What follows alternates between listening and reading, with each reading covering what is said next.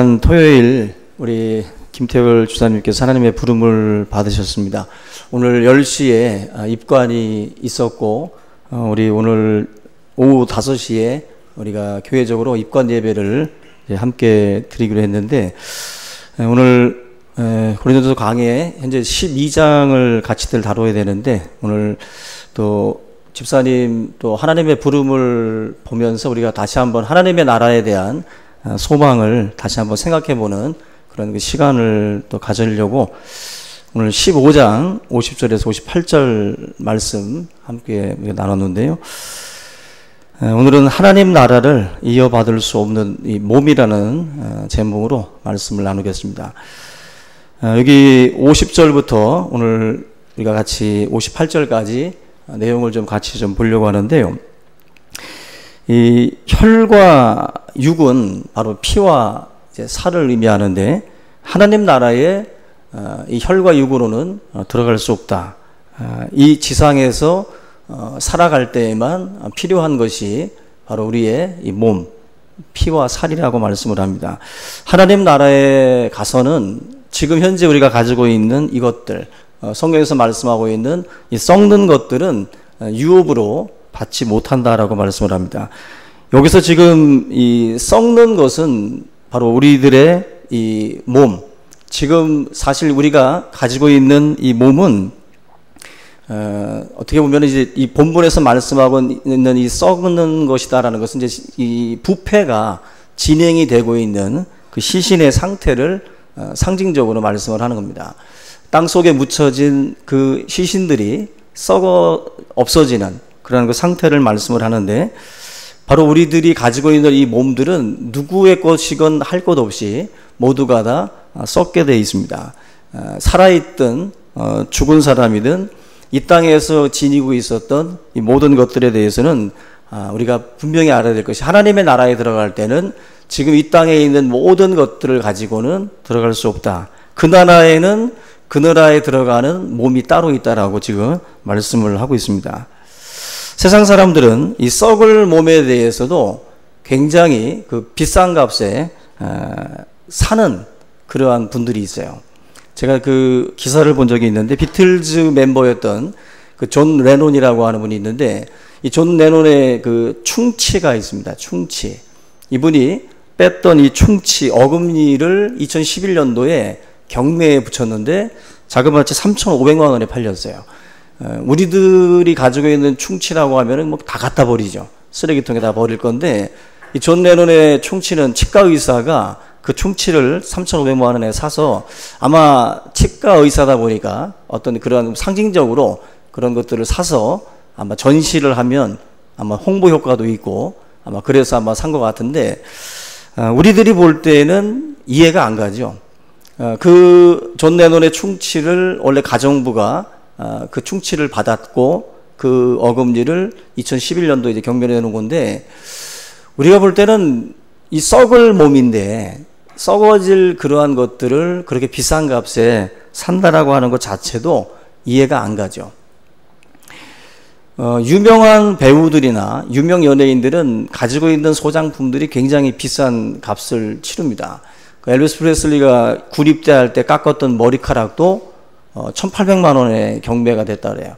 우리들이 만약에 나중에 큰 비전이 있는 분들은 머리카락 하나도 그냥 다 보관해 놓는 게 아마 좋을 듯해요.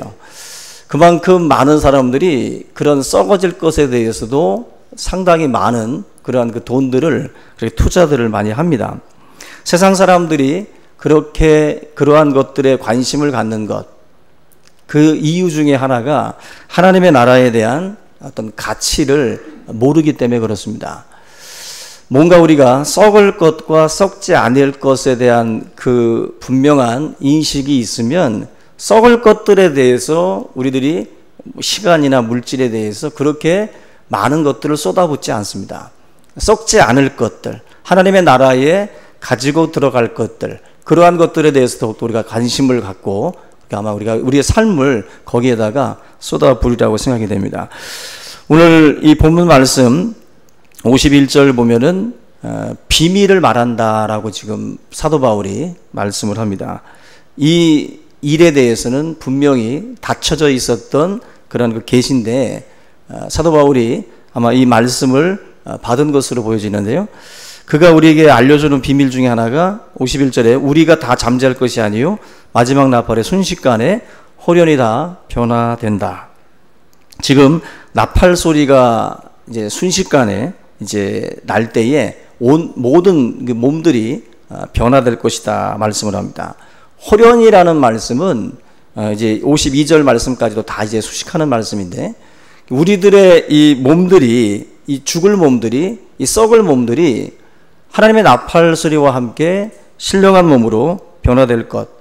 우리라고 하는 것은 사도 바울과 고린도 교회 성도들까지 다 포함한, 그리고 죽어 있는 모든 사람들을 다 포함한 그런 말씀인데, 결국 사도 바울은 우리의 이 썩을 몸에 대한 어떤 뭐 소망이라기보다도 영원히 썩지 아니할 신령한 몸에 대한 그런 그 소망을 가지고 있어요. 이 땅의 사람들은 막 오래 살려고 하는 소망을 많이 붙듭니다. 근데 우리 하나님의 사람들은 신령한 몸으로의 그 변화, 부활의 몸으로 다시 일어난다라고 하는 그 소망에 대해서 우리 성도들은 지금 바라보고 있거든요. 바울이 지금 우리에게 말씀해 주고 있는 이 사실에 대해서 저와 여러분들이 신앙생활을 하면서 붙들어야 될 그런 소망 중에 하나라는 것을 분명히 깨달아야 됩니다. 신앙생활은 단순히 도덕과 윤리에 대한 어떤 그러한 어떤 우리의 삶의 그런 부분이 아니라, 신앙은 미래에 대한, 하나님의 나라에 대한 분명한 소망을 가지고 살아가는 것이 먼저가 돼야 돼요. 이것이 없이 도덕과 윤리의 어떤 그 삶에 여러분들이 그냥 묶여만 있으면 그건 종교생활입니다. 예수 그리스도가 우리에게 말씀했던 이 비밀, 이 소중한 이 진리를 저희들이 붙들고 살아가는 것이 신앙생활에 있어서도 굉장히 중요한 부분이라는 거예요. 바울이 이 신앙생활을 할 때는 바로 이 재림에 대한 그 소망, 그리고 자기가 살아생전에 이런 신령한 몸으로서의 부활에 대한 소망을 가지고 있었어요. 자기가 살아있을 때 주님이 다시 오실 것이다라고 하는 재림에 대한 소망을 붙들고 살아갔어요. 지금 우리도 마찬가지입니다. 우리도 지금 이 시대에 나 살아생전에 주님이 오시지 않을까, 그런 그 소망들을 가지고 우리가 살고 있는 것처럼 바울의 때에도 그러한 소망을 가지고 있었다는 거죠. 초대교회 성도들이 말씀대로 살 수 있었던 가장 중요한 이유 중에 하나가 바로 이 종말 신앙 때문에 가능했던 겁니다. 우주적인 종말이 있고 또 개인적인 종말이 있어요. 온 우주적으로 주님이 오시는 때도 있지만 그 전에 우리가 개인적으로 종말을 맞이하는 순간들이 있습니다. 바로 우리가 천년 만년 살 것처럼 살아가는 분이 있고, 우리의 몸이 결국 죽고 썩어서 다시 주님을 만나는 그 순간이 있다라는 것을 알고 사는 사람이 있고, 이 두 사람의 삶은 결코 같을 수가 없어요. 같을 수가 없습니다. 이 자리에 함께하는 우리 성도님들 가운데에도 바로 이 부활에 대한 소망을 붙드는 신앙이 있는 분과 이것이 없는 분의 삶은 같을 수가 없습니다. 절대로. 저와 여러분들이 오늘 이 말씀들을 통해서 썩어질 것들에 대한 어떤 우리들의 어떤 그 미련이나 집착을 이 시간 좀 버리고 하나님의 나라에 대한 이 소망을 다시 한번 붙드는 그런 시간이 되기를 바랍니다. 우리 몸이 썩는다라고 할 때 보통 사람이 죽고 나면 4분이 지나면 부패하기 시작이 된다고 그래요. 부패가. 우리 보통 부패되는 이 몸을 이집트 미이라들을 보면은 뭐 3,000년, 3,500년이 지난 이 지금까지도 그 몸들을 이 보관하는, 그 보존하는 어떤 그러한 일들을 하고 있는데, 뭐 미이라를 어떻게 만들었는지는 아직 뭐 그렇게 정확하게 알려져 있지 않습니다. 근데 우리가 분명히 이 미이라를 만드는 이 이유가 있는데, 그 사람의 영혼이 이 몸을 떠났을 때 다시 돌아왔을 때 자기의 몸을 쉽게 찾아볼 수 있도록 그 몸을 그렇게 온전하게 보존을 시킨다는 거예요. 미이라 작업을 하는 사람들은 부활에 대한 소망이 아니라 우리가 가지고 있는 그 소망과는 좀 다른 거죠. 그 영혼이 다시 왔을 때 그러한 그 몸을 찾을 수 있도록 그런 개념으로 이 미이라 작업들을 해 놓는다는 겁니다. 근데 우리가 지금 바라보는 소망은 그냥 박제 모양으로 그렇게 보존해 놨다가 그렇게 들어가는 그런 몸이 아닌 거죠. 그 내셔널 지오그래픽이라고 하는 그 잡지에 실렸던 기사 중에 그 김일성, 김정일 그 부자에 대한 그 이야기인데요. 그 김일성과 김정일 그 시신도 보존하는 데 있어서 레닌이라든지 호치민 이런 그 마오쩌둥 같은 사람들을 미이라 그 작업을 했던 러시아의 그 기술자들 한 7명이 그 김일성의 시신을 보존하는 그런 그 작업을 했다라고 말을 합니다. 그 시신을 작업하는 데 들었던 비용이 한 11억 정도 된다고 그래요. 그리고 매년 유지 비용이 9억 정도 들어간답니다. 그리고 뭐 2, 3년에 한 번씩 관에서 시신을 꺼내서 또 뭐 이게 삼투압 시키듯이 발사맥에다가 수저 속에다가 1개월을 또 담가 놨다가 다시 뺐다가 방부제로다가 또 도포하고 막 이런 식의 작업들을 계속해서 하고 있는데, 김일성이 죽은 지가 한 24년 정도 지나가는데 지금까지 거의 한 200억 넘게 그 비용이 들어갔다고 그래요. 그리고 김일성이나 김정일 이 두 사람의 시신을 그런 방식으로 해서 지금 전 세계적으로 한 9명 정도, 마오쩌둥부터 해가지고 레닌, 이 김일성, 김정일까지 해서 9명이 그런 방식으로 지금 시신을 보관하고 있습니다. 보세요. 그 황장엽 씨가 하는 말이 그 김일성과 김정일 그 사람들을 그 시신을 보관하는 그러한 그 장소를 그 개조하는데 거의 8,500억, 거의 한 1조 가까운 돈을 그 장소를 개조하는데 그 비용을 사용을 했다는 거예요. 90년대에 북한의 그 많은 그럼 그 백성들이 굶어 죽었던 이유 중에 하나도 그 돈들을 죽은 시신에다가 그 보관하는 그 장소를 개조하는데 1조 가까운, 천문학 숫자에 가까운 그 돈들을 쏟아붓고 지금도 계속해서 그러한 그 비용을 치르고 있기 때문에 그러한 참 웃지 못할 일들이 일어나고 있다는 거예요. 부활의 소망이 없는 사람들의 안쓰러운 몸부림이에요, 이게. 어떻게 보면은. 가만히 생각을 해보면 죽었는데 좀 그냥 놔두지. 죽은 시신을 또 꺼내가지고 그걸 뭐 또 발사맥 수조에다가 담갔다가 1개월을 담가놨다가 뺐다. 죽은 사람 입장에서는 굉장히 그건 더 짜증날 것 같아요. 오히려. 근데 이 사람들은 이제 그러한 그 시신을 이제 보관을 통해 가지고 아마 계속 어떤 그 신적인 존재로 부각을 시키기 위한 작업일 텐데, 그야말로 어리석은 그러한 그 모습이 아닐 수 없습니다. 우리 신앙인들이 바라봐야 될 소망과 세상이 바라보는 소망은 너무 달라요. 너무 다릅니다.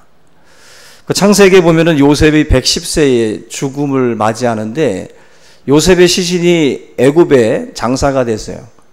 근데 유언을 하기를 이 애굽에서 떠날 때 나의 해골을 그 가나안 땅으로 옮겨달라고 유언을 그렇게 남깁니다. 요셉은 풍요로운 삶을 애굽에서 살았지만 그의 마음의 소망은 가나안 땅에 가 있었어요. 그 가나안 땅을 항상 그리워하면서 자기의 이 몸이 가나안 땅으로 들어가기를 소망을 했습니다. 그게 그에게 가지고 있었던 소망이에요. 우리의 몸도 가나안 땅, 하나님의 나라에 대한 소망을 가지고 우리가 살아가야 될 줄로 믿습니다. 부활의 신앙이 없으면은요, 부활의 신앙이 없으면 이 땅에 대한 어떤 그 관심, 또 우리 몸에 대한 관심, 우리의 몸이 나이가 들면 어때요? 뭐 30, 40, 50까지는 그래도 뭐 그냥 괜찮지만 6, 70 넘어가시면서 피부나 이런 것들이 이제 서서히 우리의 눈으로 볼 때에도 아마 충격적인 변화들이 아마 일어나겠죠. 그 변화의 어떤 그 모습을 보면서 많은 분들이 이제 낙심을 합니다. 육체적인 어떤 그러한 그 장막집이 무너지는 모습들을 보면서 마음에 상처들이 있어요.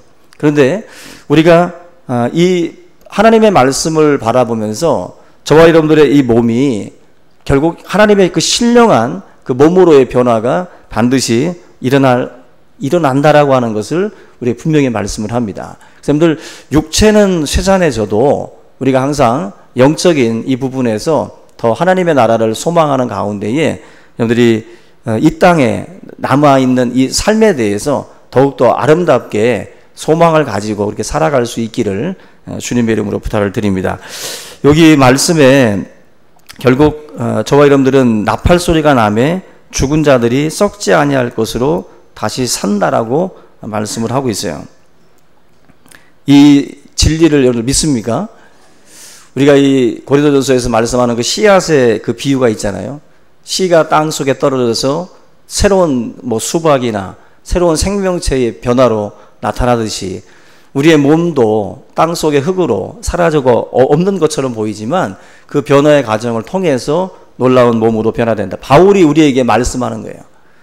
우리가 도저히 인간적인 상식으로 이해할 수 없는 변화들, 달걀이 닭이 되고 번데기가 나방이 되고 그러한 생명체의 변화들, 이게 사실은 결과를 보기 때문에 우리가 믿는 것이지 결과를 보지 않고 만약에 이게 이것 된다라고 말하면 믿을 사람이 아무도 없어요. 이 씨가 수박 된다, 이 달걀이 닭 된다, 아무도 안 믿습니다. 우리가 그 결과를 봤기 때문에 믿는 거예요. 마찬가지로 바울이 말하고 있는 이 진리도 아직 우리가 경험해 보지 못하기 때문에 이 사실에 대해서 우리는 의심하고 우리는 불가능하다라고 생각을 하지만 우리 이 세상에서 일어나고 있는 생명의 변화들도 사실 우리 지금의 기술로는 다 불가능한 것들이에요. 어느 기술자들도 지금 달걀과 같은 것들을 닭되게 못합니다. 어떤 누구도 모기 한 마리도 지금 만들 수가 없어요. 다 불가능한 일들이 우리 눈에 펼쳐지고 있는 게 사실입니다. 마찬가지로 바울이 말씀하고 있는 이 진리도 지금 우리가 받아들이기에는 벅차지만 믿음으로 우리가 이 사실을 우리 주변에 있는 생명의 변화들을 보면서 받으라고 바울이 말씀을 하고 있는 거예요. 오늘 저와 여러분들이 이 소망에 대한 믿음을 다시 한번 붙들 수 있기를 주님의 이름으로 축원합니다. 우리 54절 한번 보겠습니다. 54절에 이 썩을 것이 썩지 아니함을 입고 이 죽을 것이 죽지 아니함을 입을 때에는 사망을 삼키고 이기리라고 기록된 말씀이 이루어지리라. 우리 이사야 25장 7절 한번 보겠습니다.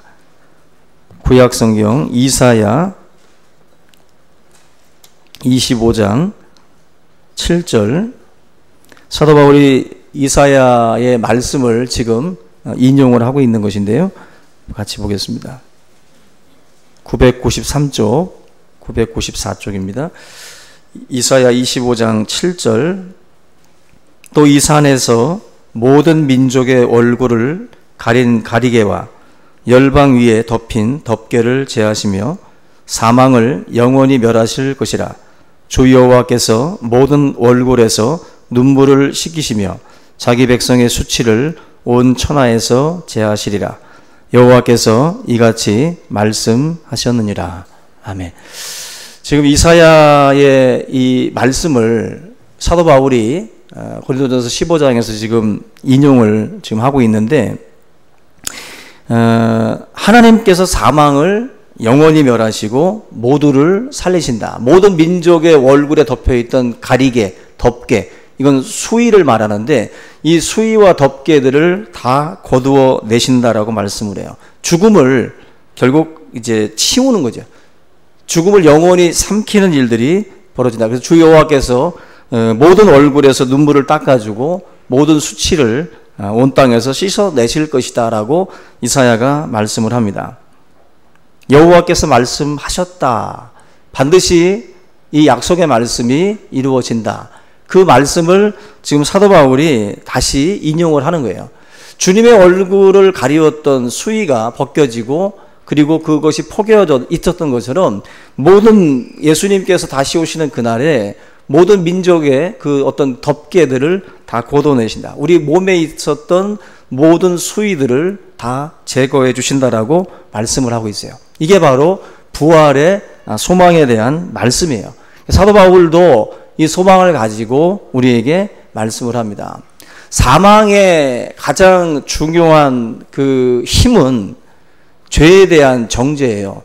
죄가 결국 이 땅에 사망을 가지고 왔어요. 사망이 쏘는 것은 죄인데 모든 인생들은 결국 이 죄 앞에 그 사망을 맞이할 수밖에 없습니다. 근데 예수 그리스도의 십자가의 죽으심과 부활의 사건을 통해서 우리의 죄가 다 씻음받고 용서함 받는다는 거죠. 결국 사망은 이제 우리를 향해서 쏠 게 없다는 거예요. 사망아, 너가 우리를 향해서 쏠 게 뭐냐는 거죠. 더 이상 우리의 죄가 다 사라졌기 때문에 더 이상 사망이 우리 인생들을 지배하는 그 시대는 오지 않는다는 거예요. 그것을 지금 사도 바울이 말씀을 합니다. 저와 여러분들은 죄를 이길 수가 없어요. 율법을 따라서 정확하게 행해야 되는데 모든 인생은 율법의 요구를 들어줄 수가 없습니다. 연약함 때문에. 근데 그 율법의 요구를 예수 그리스도가 이 땅에 오셔서 그 요구를 다 들어주셨고 결국 우리의 모든 죄를 가지고 십자가에서 죽으심으로 인해서 우리의 죄가 용서함을 받게 된 것입니다. 결국 이 승리를 우리에게 안겨주신 그 하나님 앞에 우리가 감사하고 감사하는 또 영광을 돌리는 그러한 그 일들이 우리에게 있어야 함을 지금 사도 바울이 말씀을 합니다. 여러분들, 우리는 분명히 다시 이 썩을 몸이 썩지 아니할 몸으로 다시 놀라운 변화를 일으킬 것을 분명히 믿습니다. 이 부활에 대한 이 소망을 가지고 저와 여러분들이 날마다 우리가 승리하고 또 소망 가운데에 행할 수 있기를 주님의 이름으로 부탁을 드립니다. 우리 58절 마지막 우리 한번 구절을 다시 한번 보겠습니다. 고린도전서 15장 58절. 그러므로 내 사랑하는 형제들아, 진실하며 흔들리지 말고 항상 주의 일에 더욱 힘쓰는 자들이 되라. 이는 너희 수고가 주 안에서 헛되지 않은 줄을 알미라. 어느 시대보다도 핍박이 있었고 어느 시대보다도 죽음의 두려움이 엄습해오던 이 시대에 사도 바울이 이 말씀을 통해서 죽음을 두려워하지 말고 우리가 다시 주님 앞에 이 신령한 몸으로서의 그 부활의 때가 반드시 온다. 흔들지 말고 더욱더 견고한 믿음 가운데에서 우리들의 그 신앙을 견지해 나가라고 당부를 하고 있습니다. 우리의 수고가 헛되지 않은 줄로 믿습니다. 우리가 주 안에서 하는 수고가 만약에 우리의 생이 이것으로 다 끝난다면 우리가 가장 어리석고 가장 불쌍한 자라고 바울이 말씀을 했어요. 저도 그렇고 여러분들도 그렇고 부활이 없다면 가장 안타까운 인생을 살다가 가는 겁니다. 그러나 부활의 소망이 확실하다면 우리의 이 수고가 결코 헛되지 않다는 거죠. 반드시 하나님의 상이 있고 갚으심이 있습니다. 김태월 집사님께서 그 돌아가시기 며칠 전에 계속해서 마음 가운데에 계속 하나님의 품에 가고 싶다. 그냥 더 이상 이 질질 끄는 이것에 대해서 굉장히 거부 많이 하셨습니다. 빨리 지금 죽고 싶다고. 너무 힘들어서. 그런데 제가 그런 말씀을 했어요. 지금 죽어도 하나님 앞에 그렇게 담대하게 설 수 있겠냐고. 그렇게 잘 사셨냐고. 그 말씀을 드렸더니 집사님이 그래도 정신이 번쩍 나시나 봐요. 가만히 생각해 보니까 주님 앞에 갔을 때 부끄러울 것 같다고. 그래서 좀 더 소망을 갖고 포기하지 않고 다시 한번 살아보려고 노력을 많이 했어요. 그리고 자식들에게 며칠 남은 그 기간 동안에 유언도 하시고 여러 가지 신앙적인 말도 남겨놓고 그리고 하나님의 부름을 받으셨는데, 여러분들 우리가 뭐 얼마를 산다라는 것은 그렇게 중요하지 않아요. 성경에서는 오래 사는 것을 그렇게 중요하게 여기지 않습니다. 우리가 하나님 앞에 갔을 때 우리의 이 모든 수고 중에 주 안에서 우리가 했던 그 수고들, 그러한 것들이 하나님 앞에 이제 인정을 받게 되는데, 우리 정말 하나님 앞에 갔을 때 우리가 어떤 모습으로 서 있을까? 우리가 과연 하나님 앞에 정말 잘했다, 착하고 충성된 종아, 네가 작은 일에 충성했다라고 그렇게 우리가 인정받을 수 있는 그 모습으로 우리의 이 시간들을 지금 우리가 지나가고 있느냐는 거죠. 죽음을 앞두고 두려움이 옵니다. 죽음을 앞두고 믿음으로 구원받지만 과연 우리가 믿음대로 살았느냐는 거죠. 믿음대로. 저와 여러분들이 항상 죽음과 우리의 거리는 한 뼘이에요. 그만큼 가깝다라고 말씀을 했습니다. 그걸 저와 여러분들 나이 드신 분들이 가까운 게 아니라 누구나 죽음은 가까워요. 누가 먼저 갈지 아무도 모르는 겁니다. 항상 저희들이 부활의 소망을 견지하고 언제 주님 앞에 서는 그날 언젠가 우리가 서게 되는데 항상 우리가 부끄럽지 않은 모습으로 설 수 있는 저와 여러분들이 꼭 되시기를 주님의 이름으로 축원합니다. 우리 이 시간 함께 우리 오늘 말씀 붙들고 같이 통성으로 그냥 기도하겠습니다. 그리고 이 시간 우리 슬픔을 당한 우리 김태걸 집사님 모든 유족들을 위해서도 함께 기도하겠습니다. 살아계신 하나님 아버지 감사합니다. 우리의 모든 삶의 소망이 되시는 하나님 아버지, 이 땅에 우리들의 또한 이 몸과 우리들의 모든 소유가 참으로 썩어질 것들이고 이 모든 것들이 하나님의 나라를 유업으로 받을 수 없음을 우리가 알게 하셔서 과연 우리가 무엇을 위해서 또 하나님 아버지 우리가 우리의 모든 삶을 또 드려야 할 것인지를 깨닫게 하여 주시옵소서.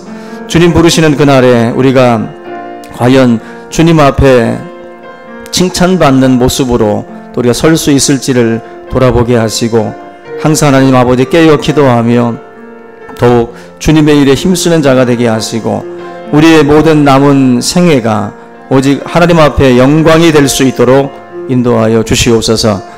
하나님 아버지 슬픔을 당한 그 유족들을 위로하여 주시고 저 천국에 대한 소망으로 그 슬픔을 이기게 하시고 하나님의 품 안에서 안식할 그 모습을 또 우리가 바라보며 우리가 기쁨으로 주님을 찬송하고 영광을 돌릴 수 있도록 인도하여 주시옵소서.